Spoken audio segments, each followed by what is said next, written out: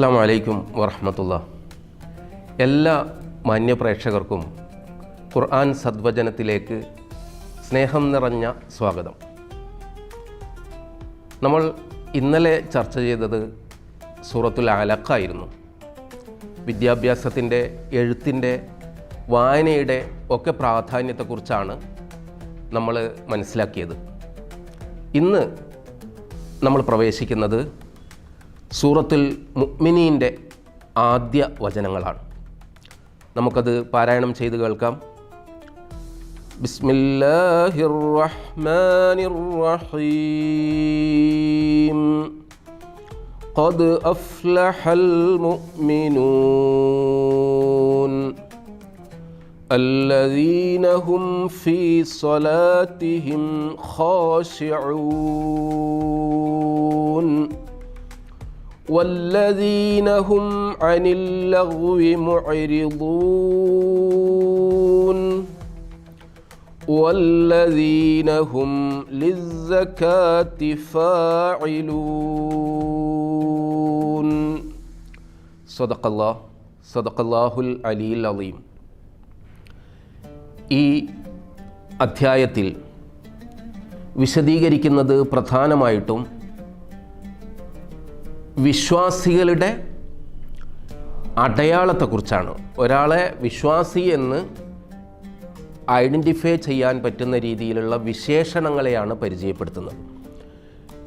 പ്രവാചകൻ്റെ സ്വഭാവത്തെക്കുറിച്ച് പല അനുയായികളും ഭാര്യ ആയിഷ ബീവിയോട് ചോദിച്ചപ്പോൾ കാന ഖുൽഖുഹു അൽ ഖുർആൻ,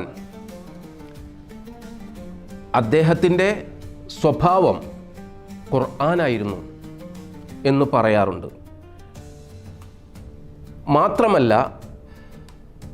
ആയിഷ ബീവി ഈ സൂറത്ത് പാരായണം ചെയ്തുകൊണ്ട് പ്രവാചകൻ്റെ സ്വഭാവത്തെ പ്രകീർത്തിച്ചിരുന്നതും ഹദീസുകളിൽ കാണാം.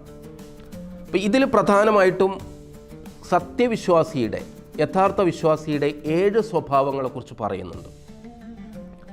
അതിൽ ഇന്ന് നമുക്ക് 3 പ്രധാനപ്പെട്ട സവിശേഷതയെക്കുറിച്ച് ചർച്ച ചെയ്യാം. ഞാനിവിടെ പാരായണം ചെയ്തു വെച്ച വചനങ്ങൾ. ഖദ് അഫ്ലഹൽ മുഅ്മിനൂൻ, വിശ്വാസികൾ തീർച്ചയായും വിജയിച്ചിരിക്കുന്നു. അഫ്ലഹ എന്ന് പറഞ്ഞ ഫലാഹ്, കൃഷിയെ, കർഷകനെ കുറിച്ചിട്ടൊക്കെയാണ് പറയുക. അവർ കൊയ്തെടുക്കുന്ന ഒരു വിശേഷമുള്ളത് കൊണ്ടാണ് അങ്ങനെ പറയുന്നത്. അപ്പോൾ ഒരു വിജയം എന്ന് പറയുന്നത് നമ്മൾ ആത്യന്തികമായിട്ട് കൊയ്തെടുക്കുന്നതാണ്. അപ്പോൾ വിജയം കൈവരിക്കുക, കൊയ്തെടുക്കുക എന്ന അർത്ഥത്തിൽ വിശ്വാസികൾ ഏറ്റവും വിജയിച്ചിരിക്കുന്നു തീർച്ചയായും എന്ന് ഖുർആൻ പറയുന്നുണ്ട്. അവരുടെ ഒന്നാമത്തെ ലക്ഷണം അല്ലദീഹും ഫീ സ്വലാത്തിഹിം ഖാശിഊൻ, അവർ നിസ്കരിക്കുന്ന പ്രാർത്ഥനയുടെ സന്ദർഭങ്ങളിൽ അവർ ഭയഭക്തിയുള്ളവരാണ്. അപ്പം നിസ്കരിക്കുക എന്നത് വലിയ കാര്യമൊന്നുമല്ല. ഇന്നിപ്പോഴെല്ലാവരും ചെയ്യുമ്പോൾ അങ്ങനെ ഒന്ന് ചെയ്യുക. എല്ലാവരും പള്ളിയിൽ പ്രാർത്ഥനയ്ക്ക് പോകുന്നു, അപ്രകാരം ഞാനും പോകുന്നു.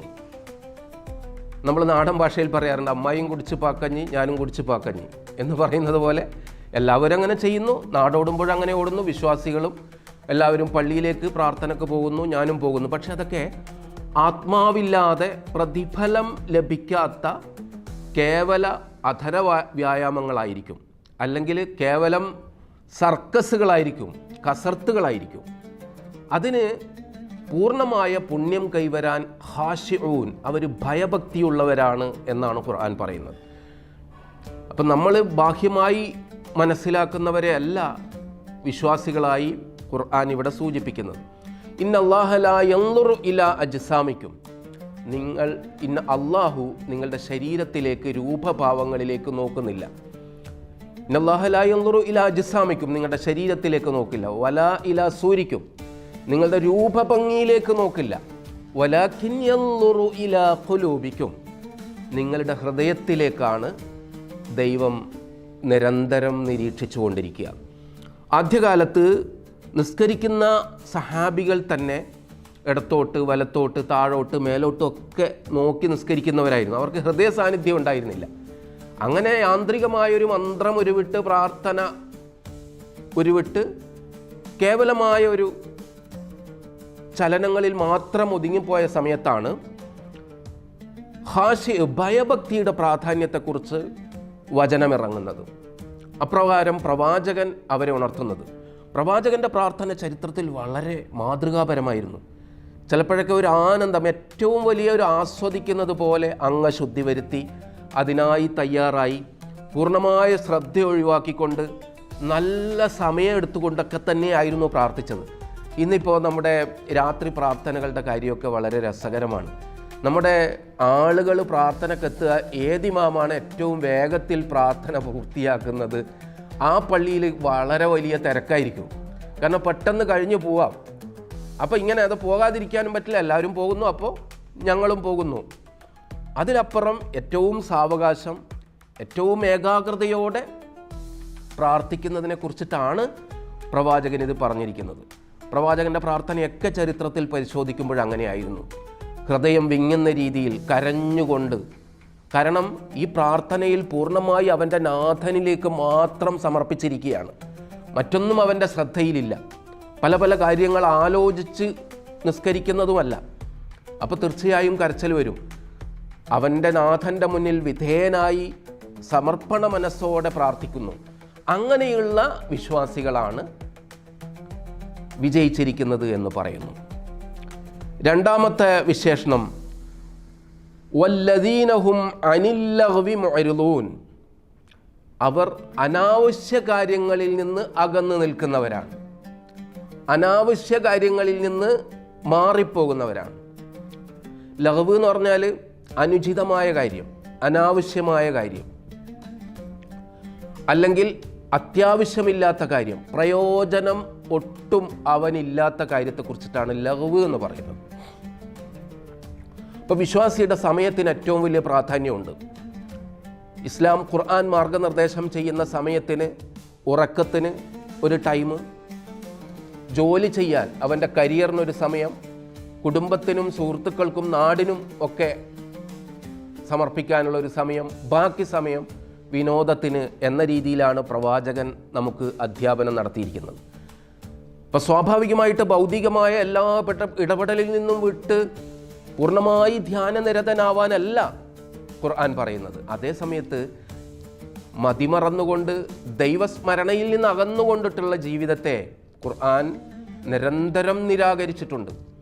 അതിൻ്റെ ഗൗരവത്തെ മുന്നറിയിപ്പോടെ കണ്ടിട്ടുണ്ട്. കാരണം ജീവിതത്തിൻ്റെ ഏറ്റവും വിലപ്പെട്ടതാണ് സമയം. ഒരുപക്ഷെ പണം നമുക്ക് നഷ്ടപ്പെട്ടതെല്ലാം നമുക്ക് തിരിച്ചു പിടിക്കാൻ സാധിക്കും. എന്നാൽ നമുക്ക് നഷ്ടപ്പെട്ട സമയത്തെ തിരിച്ചെടുക്കാൻ സാധിക്കില്ല.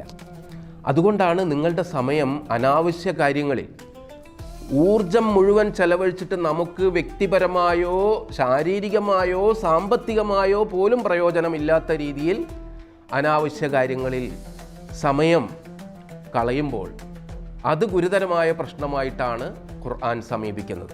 ഇന്നത്തെ പുതിയ കാലത്ത് നമുക്കറിയാം, ഈ സോഷ്യൽ മീഡിയയുടെ കാലത്തൊക്കെ വലിയ അഭ്യസ്തരവിദ്യരായ വലിയ പ്രബുദ്ധരായ ആളുകൾ വരെ അവരുടെ സമയങ്ങൾ വാട്സാപ്പിലും ഫേസ്ബുക്കിലും യൂട്യൂബിലും ഒക്കെ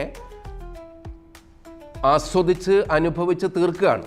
ഏറ്റവും നമുക്കിന്ന് സോഷ്യൽ മീഡിയ മാറ്റി നിർത്തിയിട്ടുള്ളൊരു ജീവിതമില്ല എന്നറിയാം. എന്നാൽ പോലും അതിൻ്റെ പോസിറ്റീവായ കാര്യങ്ങൾ പരമാവധി ഉപയോഗിച്ചുകൊണ്ടും, എന്നാൽ വെറുതെ സമയം കളയുന്ന രീതിയിൽ നമ്മുടെ സ്ക്രീൻ ടൈം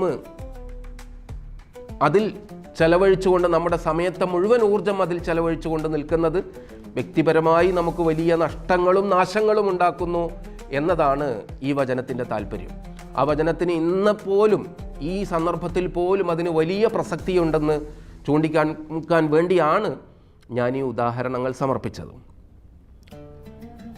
മൂന്നാമത്തെ സവിശേഷത പറയുന്നത് വല്ലദീനഹും ലിസ്സകാത്തി ഫാഇലൂൻ. അവർ സക്കാത്ത് കൊടുക്കുന്ന ഇടപാടുകളിൽ, ദാനധർമ്മങ്ങളിൽ അവർ മുഴുകുന്നവരാണ് എന്ന് പറഞ്ഞാൽ സക്കാത്തിൻ്റെ പ്രവർത്തകരായിരിക്കും അവർ. സക്കാത്തിൻ്റെ സാങ്കേതികമായിട്ടുള്ള അർത്ഥം ആണ് ദാനധർമ്മങ്ങൾ എന്നൊക്കെയുള്ളത്. നിർബന്ധ ദാനത്തെക്കുറിച്ചിട്ടൊക്കെ സക്കാത്ത് എന്നാണ് പറയുക. എന്നാൽ അതിൻ്റെ ഭാഷാർത്ഥം സംസ്കരണം എന്നാണ്, സംസ്കാരം എന്നാണ്. അപ്പോൾ സമ്പത്തിനെ സംസ്കരിക്കുക വഴി വ്യക്തിയെ ശുദ്ധീകരിക്കുകയാണ് നമ്മൾ നമ്മുടെ ധനത്തിൻ്റെ ഒരു ഭാഗം സക്കാത്ത് കൊടുക്കുക എന്നതിലൂടെ ഉദ്ദേശിക്കുന്നത്. അപ്പോൾ സക്കാത്ത് കൊടുക്കുക എന്ന് ഖുർആൻ്റെ പല ഭാഗത്തും സംസാരിക്കുമ്പോൾ ഈ സൂറ മുഅ്മിനൂനിൽ സക്കാത്തിൻ്റെ പ്രവർത്തകരാണ് എന്ന് പോലും പറഞ്ഞിട്ടുണ്ട്. അതിനർത്ഥം സക്കാത്ത് കേവലം പണക്കാരൻ്റെ ഒരു ഔദാര്യമല്ല എന്നാണ് ഇതിലൂടെ നമുക്ക് മനസ്സിലാകുന്നത്. നമ്മൾ പരമ്പരാഗതമായിട്ടുള്ള സക്കാത്ത് ഇപ്പം നോമ്പ് കാലത്തൊക്കെ ചക്കാത്ത് എന്ന് പൊതുവേ പറഞ്ഞ് അതിനെ ലഘൂകരിക്കുന്ന ഒരു അവസ്ഥ വരെയുണ്ട്. എന്ന് പറഞ്ഞാൽ റമദാനിൻ്റെ പ്രധാനപ്പെട്ട 27-ാം രാവിലൊക്കെ പണക്കാരുടെ അടുത്ത് ഇങ്ങനെ ഒരുപാട് പാവങ്ങൾ കയറി ഇറങ്ങും. അപ്പോൾ അവർ ഞാനെന്തോ വലിയ കാര്യം ചെയ്യുന്നു എന്നുള്ള രീതിയിൽ പുച്ഛഭാവത്തിൽ ചില്ലറയൊക്കെ ആക്കിയിട്ട് ഇങ്ങനെ നാണയത്തുട്ടുകൾ എറിഞ്ഞു കൊടുക്കുകയും ചെയ്യും. അതല്ല യഥാർത്ഥത്തിൽ സക്കാത്ത്. സക്കാത്ത് എന്നാൽ ഒരു മനുഷ്യൻ്റെ അവകാശമാണ്, അവൻ്റെ റൈറ്റാണ്. പണക്കാരിൽ നിന്ന്, സമ്പന്നരിൽ നിന്ന് അവൻ്റെ ഒരു വിഹിതം തീർച്ചയായിട്ടും എനിക്ക് കിട്ടിയിരിക്കണം എന്ന ഒരു നിർബന്ധമാണ് സക്കാത്തിൻ്റെ താല്പര്യം. അങ്ങനെ വരുമ്പോൾ തൻ്റെ വീട്ടിലേക്ക് യാചിച്ച് വരുന്നവർക്ക് കൊടുക്കുക എന്നതിലപ്പുറം പാവപ്പെട്ടവനെ കണ്ടെത്തി, അത് പല വിഭാഗങ്ങളുണ്ട്. പരമദരിദ്രർ മാത്രമല്ല, മിസ്കീൻ എന്നൊരു വിഭാഗമുണ്ട്. പരമദരിദ്രർ എന്ന് പറയുന്നത് ഫക്കീർ എന്നാണ് അതിനെ അറബിയിൽ വിശേഷിപ്പിക്കുന്നത്. എന്നാൽ മിസ്കീൻ എന്ന് പറഞ്ഞാൽ ഈ ഇടത്തരം അഗതികൾ എന്നൊക്കെ പറയും. അവന് 10 രൂപ വരുമാനമുണ്ട്, എന്നാൽ 20 രൂപ ചെലവുണ്ട്. അപ്പോൾ അവർ പോലും സക്കാത്തിന് അർഹരാണ്. കടബാധ്യതയിൽപ്പെട്ടവർ, അതുപോലെ തന്നെ വഴിയോരങ്ങളിൽ ഇങ്ങനെ വീടും വഴിയാധാരമായി കിടക്കുന്നവരുണ്ട്. സ്വത്തും സമ്പാദ്യവും കുടുംബവും ഒന്നും ഇല്ലാതെ തെരുവുകളിൽ അലയുന്നവരുണ്ട്. അവർക്കൊക്കെ സക്കാത്ത് കൊടുക്കൽ നിർബന്ധമാണ്. അപ്പോൾ അവരുടെ സമ്പത്ത് ഒരു വർഷം നോക്കി, അതിൻ്റെ ബാലൻസ് നോക്കി, അതിൻ്റെ ശതമാനം നോക്കി കൃത്യമായി കൊടുക്കേണ്ട ഒരു വിശ്വാസികൾക്ക് കിട്ടേണ്ട അവകാശമാണത്. ആ അവകാശം കൃത്യമായി അതിനു വേണ്ടി പ്രവർത്തിക്കുകയും അത് സമാഹരിക്കാൻ പ്രവർത്തിക്കുന്നവരൊക്കെ തീർച്ചയായിട്ടും വിജയികളാണ്. അവരാണ് ഏറ്റവും വിജയികൾ എന്ന് ഖുർആൻ പറയുന്നുണ്ട്. അപ്പം ഞാനിവിടെ പറഞ്ഞു വെച്ച 3 വിശ്വാസികളുടെ ലക്ഷണം: ഒന്നവർ പ്രാർത്ഥനയിൽ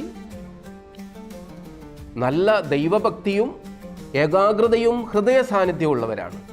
രണ്ടാമത് അനുചിതമായ അനാവശ്യമായ തനിക്ക് പ്രയോജനമില്ലാത്ത കാര്യങ്ങളിൽ നിന്ന് അകന്നു നിൽക്കുന്നവരാണ്. മൂന്നാമതായി പറഞ്ഞത് ദാനധർമ്മങ്ങളിൽ, അതുപോലെ തന്നെ സക്കാത്ത്, അതുപോലെ തന്നെ നിർബന്ധമായിട്ട് മാത്രമല്ല, സക്കാത്ത് നിർബന്ധമാണ് എന്നൊരു തെറ്റിദ്ധാരണ പലപ്പോഴും ഉണ്ട്. ഐച്ഛികമായിട്ട് പൊതുവായി കൊടുക്കുന്ന ദാനധർമ്മങ്ങളൊക്കെ ഈ വിഭാഗത്തിൽ തന്നെ പെടുന്നതാണ്. അവർ വിജയിച്ചവരാണ്. ആ പൊതുവായ ദാനധർമ്മങ്ങളിൽ ജാതി മതഭേദങ്ങളില്ല. പ്രവാചകൻ ഒരിക്കൽ പറഞ്ഞത്, നിന്റെ വിശ്വാസി നീ വയറ് നിറച്ച് കഴിക്കുമ്പോൾ അയൽവാസി പട്ടിണി കിടക്കുന്നുണ്ടെങ്കിൽ അവൻ വിശ്വാസിയല്ല, അവൻ വിശ്വാസത്തിൻ്റെ പരിധിയിൽ വരുന്നേയില്ല. അയൽവാസി ആരാണെന്ന് അനുയായികൾ ചോദിച്ചപ്പോൾ പ്രവാചകൻ പ്രതിവെച്ചത്, നിന്റെ ചുറ്റുഭാഗത്തുള്ള 40 വീടുകൾ വരെ അയൽവാസികൾ എന്നാണ്. അപ്പോൾ അവിടെ ജാതി മതമൊന്നും നോക്കേണ്ട ആവശ്യമില്ല. അവരുടെ സാമ്പത്തിക സ്ഥിതി, അവരിന്ന് ഭക്ഷണം കഴിച്ചിട്ടുണ്ടോ, പലപ്പോഴും നമ്മളിങ്ങനെ സാമ്പത്തിക പ്രതിസന്ധികളിൽ പുറത്ത് പറയാത്തവരാണ് പലരും അഭിമാനം വിചാരിച്ചിട്ട്. അവർ ചോദിച്ചു കൊള്ളണമെന്നില്ല. അവരെ കണ്ടെത്തി അന്വേഷിച്ചിട്ട് അവർക്ക് കൊടുക്കണമെന്നാണ് പ്രവാചകൻ മാതൃക കാണിച്ചു തന്നിട്ടുണ്ട്. പ്രവാചകൻ്റെ പ്രബോധന കാലത്ത് നിരന്തരം ആക്രമിച്ച ഒരു വിഭാഗം ജൂത വിഭാഗമായിരുന്നു.